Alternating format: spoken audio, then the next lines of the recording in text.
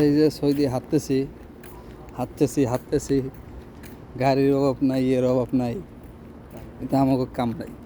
ঠিক আছে, সকালে বাইরেছি, সন্ধ্যা হয়ে গেছে গা, কাম হয় নাই। ঠিক আছে, সাপ্লাইতে লোক নিব 10 জন, যায় 200 জন। এলো সৌদি আরবের পরিস্থিতি। বেতন দেয় না 3 মাস, তারপরও 3 মাসের কথা কয়ে 6 মাস পর বেতন।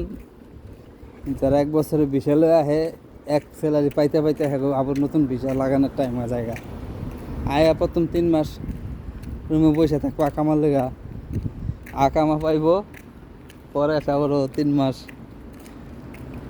যাইব কাম খুঁজতে, গেল নি 6 মাস।